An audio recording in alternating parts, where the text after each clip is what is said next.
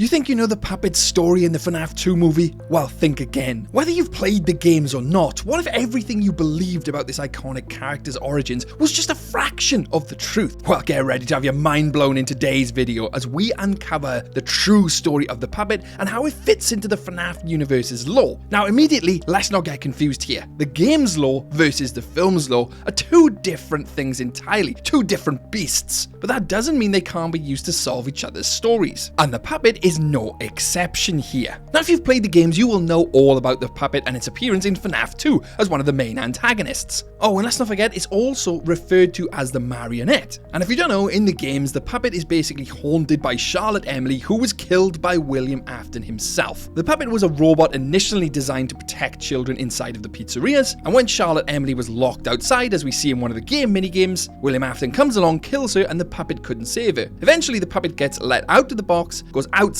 in the rain, falls on top of her limp corpse, and kinda like bonds with her and fuses with her soul, hence how the puppet becomes haunted by Charlotte Emily. This is also how the puppet doesn't have any tears in the first place, but then gets tears after it is haunted, indicating a sign of possession. And this is where things start to get interesting, because in the movie universe, in the trailer specifically, you hear Vanessa say this. There's just one ghost here, in the marionette. Now, to me, that sounds like she says there's only one ghost here in the marionette, and that's what the subtitles say. But she could also be saying there's only one ghost here and the marionette. Now, that's extremely interesting because we know in the FNAF 2 movie, we have the Wizards, which are presumably possessed by the kids from the first movie, and the toy animatronics, which are presumably also possessed. But judging by what Vanessa says, there's always been a debate whether the toys have been haunted or not. And what Vanessa tells us is that they're not haunted. So what does this mean for the toys, their spirits potentially, and how they play a part in the movie? Now, don't worry, I will come back to the puppet later because there's a huge piece I'd like to talk about with the puppet and how it's eventually going to feature in further films and potentially even Lefty. But I'll get onto that in a second. For now, let's settle the toys debate. You see, in the FNAF 2 game, Phone Guy basically tells us that the FNAF 2 toys are fitted with some type of advanced AI technology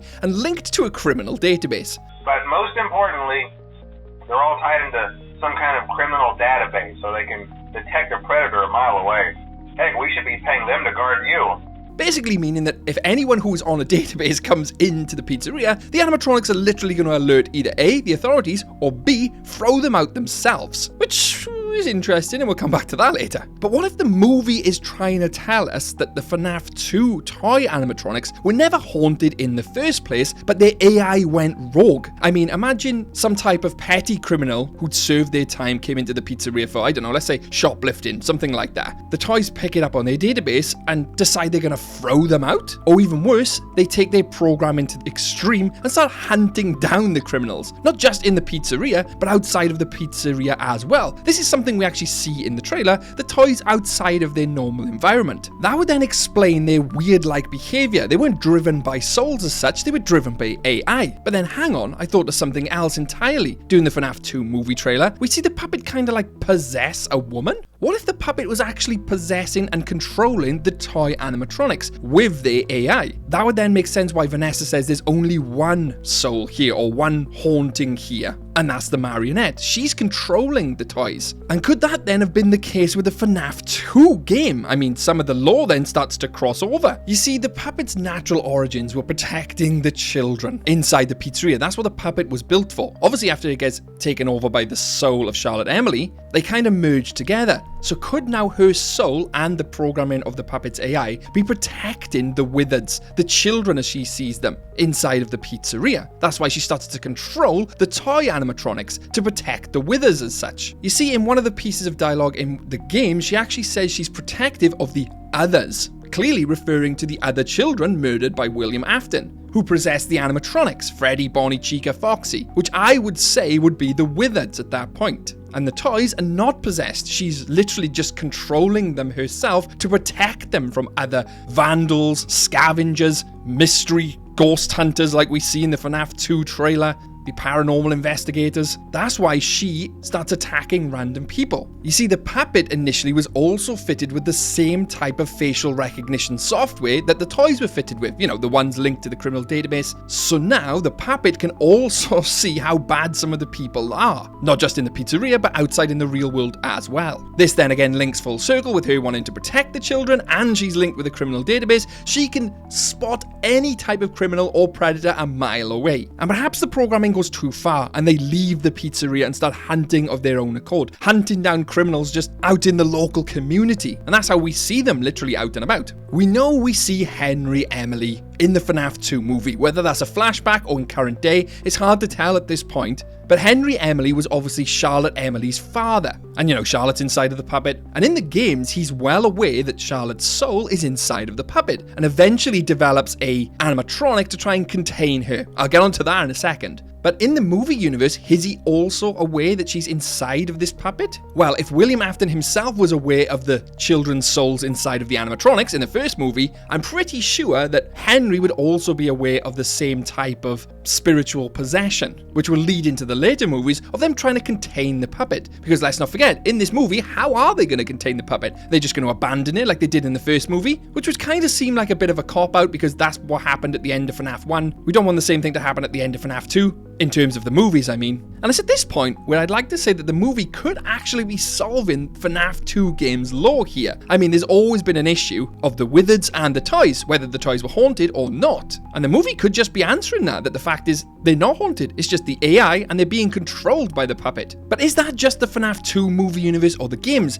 Because the games actually show us that they could be possessed. FNAF AR, which is obviously that mobile game, was obviously part of the lore as well, and canon, pretty much confirms that Mangle was possessed. I mean, they literally see her on the ceiling and running around on the ceiling. If that doesn't signal some type of possession, I don't know what does, to be honest. We also have obviously Chica's eyes going like that black color, which is obviously called silver eyes, which is again a clear sign of possession. So is it then that the movie lore is just that, the movie lore, nothing to do with the games? It doesn't solve the game at all. You see, I think for the movie universe, they're going to stick to the lines of that the toy animatronics are simply AI being manipulated and controlled / possessed by the puppet. In the games, however, I think that's a different story and too long to fully explain in this video because I've done it in the past anyway, so go check it out there. But the one thing I'd like to go on to now is how the puppet is going to continue in the FNAF movie universe. I mean, they're not just going to set the marionette free at the end of the FNAF 2 movie, right? That just doesn't make sense. I mean, we've got more movies lined up. So how are they going to deal with the puppet? Are they going to try and encapsulate her inside of Lefty? Now, if you don't know, Lefty is basically an animatronic and whose name stands for Lure, Encapsulate, Fuse, Transport, and Extract, shortened to Lefty. And it's basically a way to contain the puppet. If you look at the blueprints from the game, you can see that Lefty's black eye actually contains a chip that mimics an ID signature, which was part of Charlotte Emily's wristband, which they had in pizzerias. You see, the puppet would protect children because they had wristbands on, and this Lefty is actually mimicking that same ID signature in order to lure the puppet in. Because obviously the puppet is still designed to seek and protect children. So therefore, if Lefty is mimicking that same signature, the puppet is going to be drawn to it. And when the puppet becomes close, it's going to basically grab her and trap her inside, using other equipment built into him. I mean, the microphone you see is actually called a Dream One /Soother. And it uses the lullaby, which we hear from the puppet specifically, to keep the puppet soothed. Oh, and not only that, also admits a small current to,